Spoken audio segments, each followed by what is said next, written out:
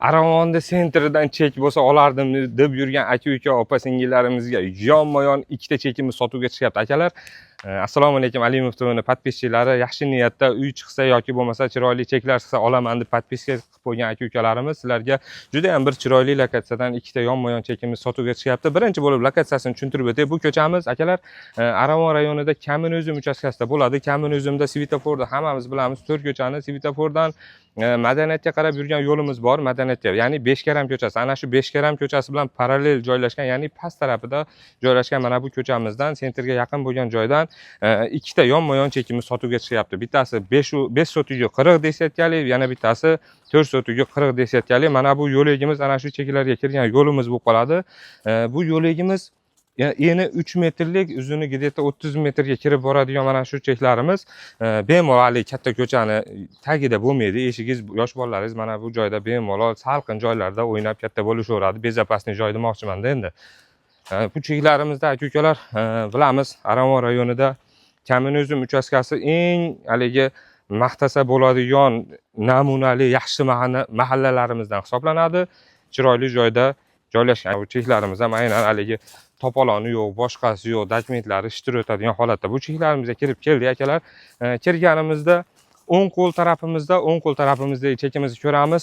4 sotiga 40 desetka akalar, 4 sotidan oshiq.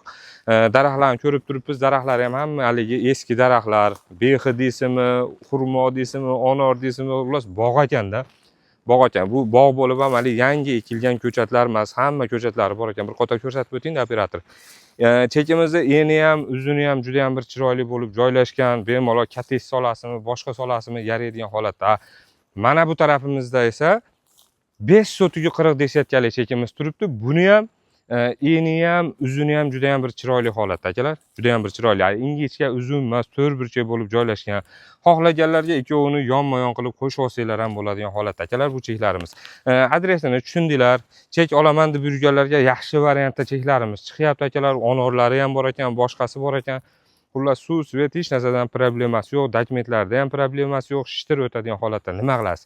Aravonni sentridan bozorga, maktabga, bog'chaga, Imom al-Buxoriy madrasamizni bilamiz. Ana shu madrasalarimiz ham juda ham yaqin joylashgan, bemalol piyoda hamma yoqqa borib kelsa bo'ladigan holatdagi cheklarimizni ko'rsatib o'tyapmiz akalar.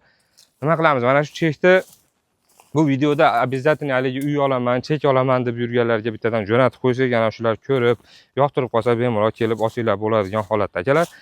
Buni puliga keladigan bo'lsak, pullari qanchadan ekan uka deganlarga pullarini 1 sotigini 1.300.000 so'mdan qo'yyapmiz. Egasining nomerini описаниеda qoldiryapman. Egasiga telefon qilib, kamko'zlarni gaplashib olamiz. 1.300.000 so'm uhu deyishinglar mumkin, lekin bu yerlar Aravonni sentri hisoblanadi. Ana shu sentriga qaraganda yaxshi senada chiqyapti aka-ukalar. Dokumentlarida problemasi yo'q, ishtirib o'tadi.